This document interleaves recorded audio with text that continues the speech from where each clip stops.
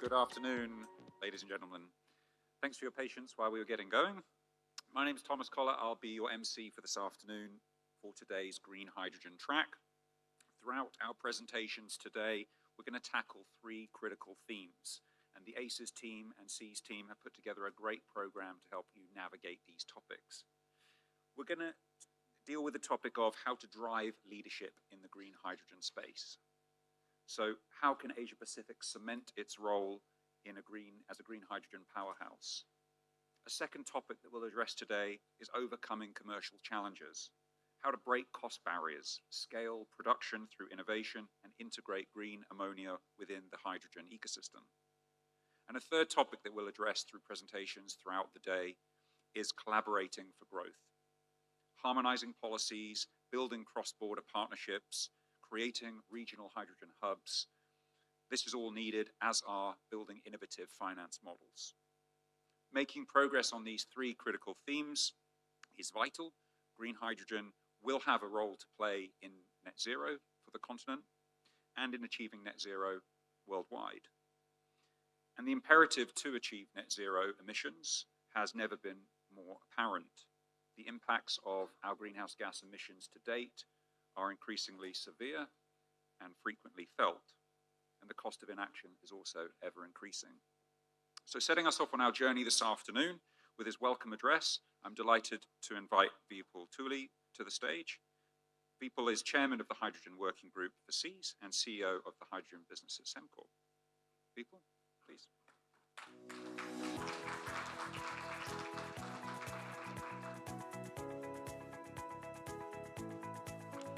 Very good afternoon, everyone. Hope you had a good lunch, and we now need to wake you up after lunch. But it's an honor to be here today, opening this session with a committed crowd and both professionals, policymakers. Quite a vital discussion on the future of green hydrogen in Asia. As chairman of the Hydrogen Working Group at the Sustainable Energy Association of Singapore, SEAS, I also head up the hydrogen business at Sembcorp, as Thomas said. I've had the privilege of recently witnessing quite firsthand the progress that hydrogen has been making and the growing recognition of its potential to actually decarbonize our energy and industrial systems.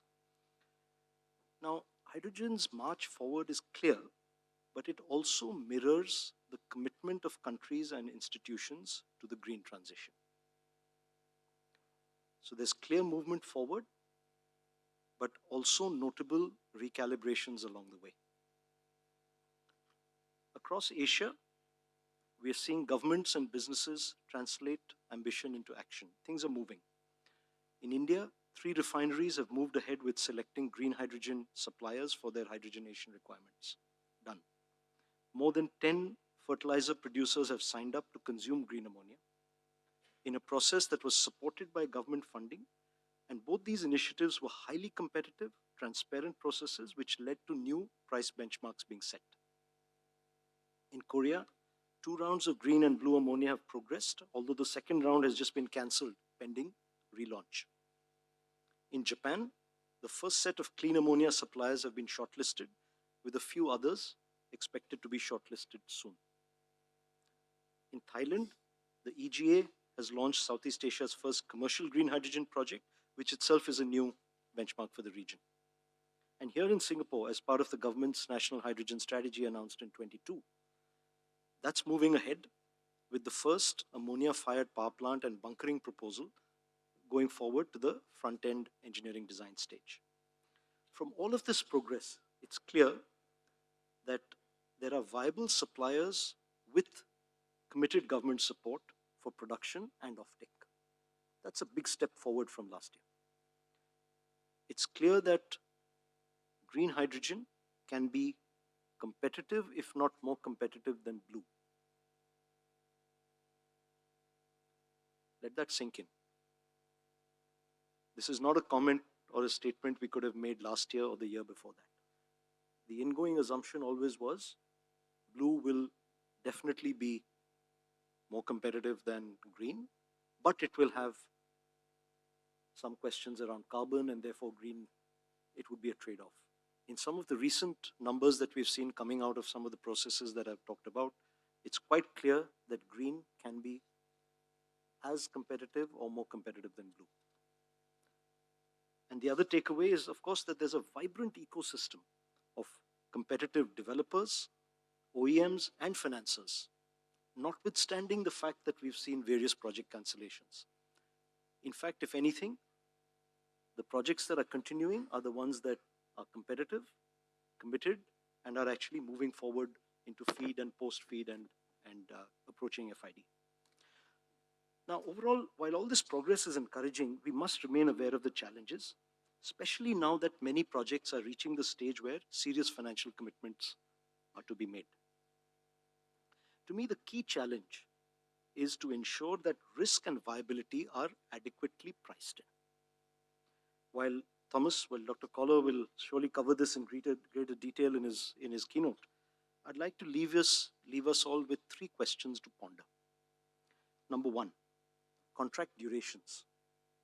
How do we ensure that contract durations are commensurate with the tariffs that are on offer, and that recontracting risk is adequately dealt with?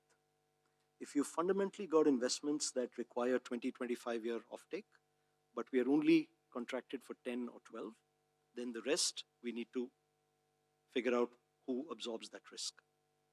Second, how do we ensure that equipment cost, performance, and renewable resource risk are factored into the contractual commitments that will materialize in 3 to 5 years' time?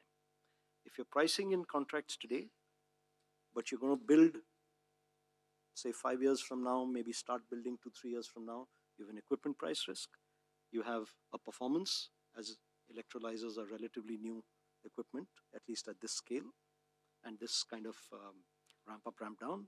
And of course, there's renewable risk in that. How do we make sure those are factored into the contractual commitments too? Actually, ultimately, we're trying to create an industry, not just create a few contracts.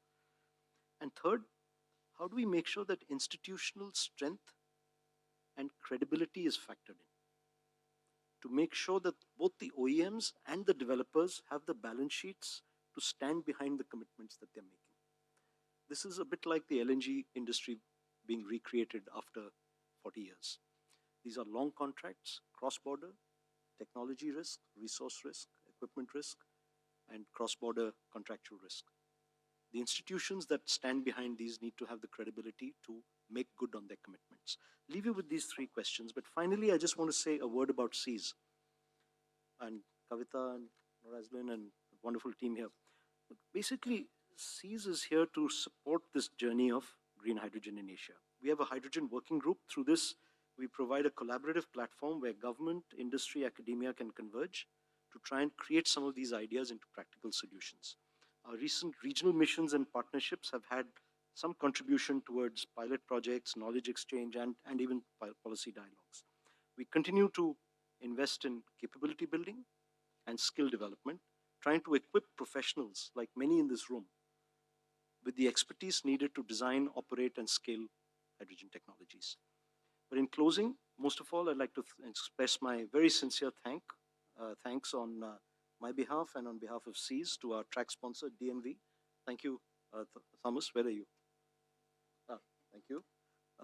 And also to many distinguished speakers we'll see today, who will be sharing their expertise and their vision with us today. Thank you very much. I wish you a very productive, very inspiring session. Thank you.